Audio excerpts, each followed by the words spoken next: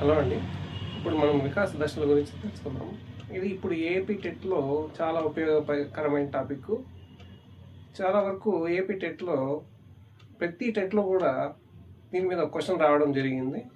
Psychology అనేది AP టెట్లో చాలా ముఖ్యమైన టాపిక్ కాబట్టి దీని గురించి మనం ఇప్పుడు తెలుసుకుందాం. వికాస సూత్రాల్లో చాలా 10 సూత్రాలు ఉన్నాయి. దాంతో 4 సూత్రాల గురించి ఇప్పుడు నేను చెప్తాను. వికాసం అవిచ్ఛిన్నంగా సాగుతుంది. వికాసం అనేది నిరంతరం సాగే ప్రక్రియ. అవునా కదా?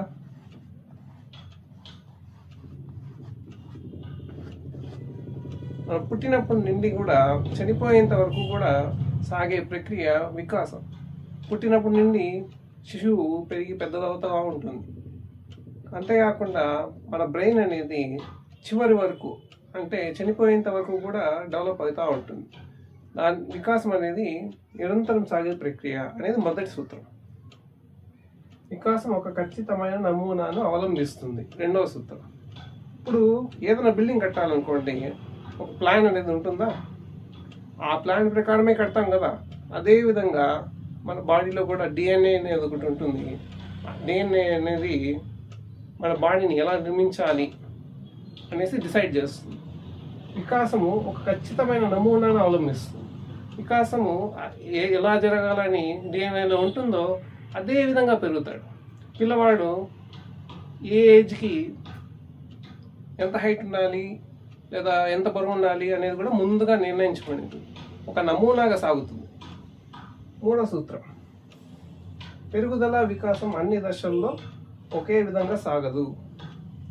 పెరుగుదల వికాసం అనేవి రెండు టాపిక్స్ ఉన్నాయి కదండి. వికాసం అనేది అన్ని దశల్లో ఒకే విధంగా సాగదు. ఫర్ ఎగ్జాంపుల్ మనం చూసింటాం, ఒక పిల్లవాడిని తీసుకోండి.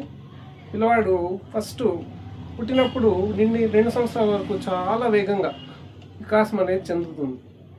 నడవడం కానివ్వండి, బోల్లా పడుకోవడము, ఇవంతా కూడా చాలా వేగంగా జరుగుతుంది.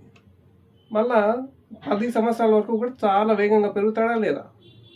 కానీ 10 సంవత్సరాల తర్వాత హైట్ కానీ వెయిట్ కానీ హైట్ అనేది చాలా త్వరగా జరుగుతుందా లేదా?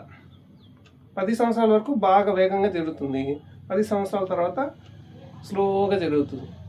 పెరుగుతారా లేదా? వికాసం అనేది అన్ని దశల్లో ఒకే విధంగా సాగదు అనేది ఈ నియమం అన్నమాట. ఓకేనా? వికాసంలో వైయక్తిక భేదాలు ఉంటాయి. వికాసంలో వైయక్తిక భేదాలు అంటే ఏమిటండి? ఒక వ్యక్తికి ఇంకో వ్యక్తికి ఉండే భేదాలు వైయక్తిక భేదాలు. ఇప్పుడు ఒక వ్యక్తి ఏమో, ఒక పిల్లవాడేమో చాలా ఫాస్ట్గా పెరుగుతూ ఉండొచ్చు, ఇంకో వ్యక్తి కొద్దిగా స్లోగా పెరుగుతూ ఉండొచ్చు. వైయక్తిక భేదాలు ఉంటాయి. ఫర్ ఎగ్జాంపుల్ చెప్పాలంటే, ఒక పిల్లవాడు చాలా త్వరగా అంటే 10 years వచ్చేసరికి ఎక్కువ హైట్ ఉండవచ్చు, కానీ ఇంకో పిల్లవాడు తక్కువ హైట్ ఉన్నప్పటికీ 10 ఏళ్ళు వచ్చినా తక్కువ హైటే ఉంటాడు. కానీ ఈ పిల్లవాడు ఎవరైతే ఎక్కువ హైట్ ఉన్నాడో అతను పెరిగి తర్వాత వచ్చేసి ఎక్కువ హైట్ పెరగడు. ఈ పిల్లవాడు 10 సంవత్సరాల తర్వాత కూడా హైట్ పెరిగేదానికి అవకాశం ఉంది. వికాసంలో వైయక్తిక భేదాలు అనేది ఉంటాయి అనేది ఈ సూత్రం.